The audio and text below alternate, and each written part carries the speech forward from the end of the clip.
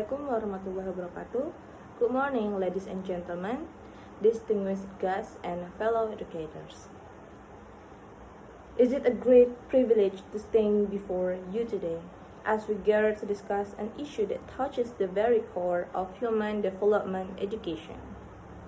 Education is the cornerstone of every society, the engine that drives innovation, and the force that empowers individuals to contribute meaningfully to their communities. So today, I want to take a moment to reflection on the transformative power of education and what it means not just for individuals, but for the world at large.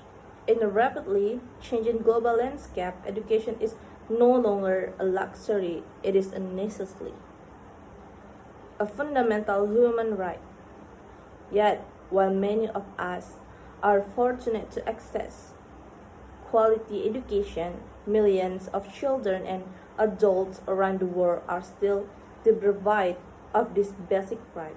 And so, the question we must ask ourselves is, how can we ensure that education becomes a force for equality, progress, and global citizenship? Let me begin by highlighting the critical role of innovation in education. We are living in the age of technology, where information is at our fingertips, and the pace of change is unprecedented. The future of education lies in our ability to adapt and innovate. Classrooms are no longer confined to four walls, environment, and across borders. As educators, we must embrace this shift and recognize that traditional methods of teaching may no longer suffice. Consider, for instance, how the pandemic has accelerated the adoption of digital learning platforms. Teachers and students alike were forced to adapt overnight to new ways of learning, using technology to bridge the gap between physical distance and the need for education continuity. However, we must not stop here. We need to ensure that digital tools are not just used out of necessity but are integrated thoughtfully into the education system to enhance learning outcomes. Moreover, innovation in the education is not just about technology. It's also about rethinking how we teach. We must nurture critical thinking, creativity, and problem-solving skills. Rather than simply transmitting information, we must encourage students to engage deeply with content, ask questions, and seek solutions to real-world problems. This approach to education prepares students not just for exams but for life, equipping them with the skills they need to thrive in a world that is constantly evolving. Now, let us turn to equality in education, an issue that is at the heart of many global challenges today. While we celebrate progress, we must also confront the harsh reality that education is still a privilege for many.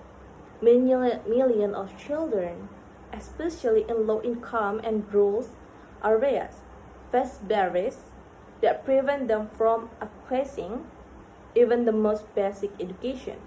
These barriers can range from poverty and conflict, gender discrimination, and geographical isolation. Consider the plight of girls in many parts of the world, where education is often seen as a lower priority than household chores. It's not just a matter. Girls' education is not just a matter of equality. It is a matter of justice. Educated girls are more likely to contribute to their communities, break the cycle of poverty, and raise healthier families. ensuring that every child, regardless of their gender, has the opportunity to learn is not just a moral obligation, it is an investment in the future. But the barriers to education go beyond gender in today's interconnected world. We must also thinking about inclusivity in the broadest sense. Education system must be designed to accommodate students with diverse needs, whether they are differently able, come from minority backgrounds, or are displaced by conflict. Inclusivity in education is about ensuring that no one is left behind, that every student has the support and resources they need to succeed. Lastly, I want to speak about the role of education in enforcing global citizenship. We live in a world that is more connected than ever before. Our economies, cultures, and societies are intertwined in ways that make cooperation and understanding not just desirable but essential. Education must play a central role in preparing the next generation to navigate this complexity. Global citizenship is about teaching students to appreciate diversity, to respect different cultures, and to engage with global issues such as climate change, inequality, and human rights. It is about helping students understand that they are part of a large global community and that their action, whether big or small, can have an impact on the world around them. As educators, we must instill in our students a sense of responsibility toward the global community. This means integrating topics such as sustainability, social justice, and peace building into our curriculum. It means encouraging students to think beyond their immediate surroundings and to develop a mindset that is open, compassionate, and inclusive.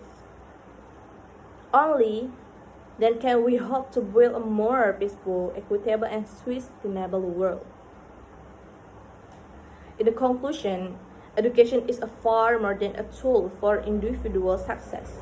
It is the foundation upon which we build thriving, just and innovative societies. The challenges we face today, whether it is climate change, poverty, and inequality, cannot be solved without an educated and empowered populace. Education must be force for good and tool that we use to uplift, inspire, and create lasting change. So all of you here today, whether you are educators, policymakers, or advocates, I urge you to continue this mission. Together we can ensure that education remains a beacon of hope for all, that it reaches to the furthest corner of the globe, and that it shapes not just students but citizens of the world. Thank you. Assalamualaikum warahmatullahi wabarakatuh.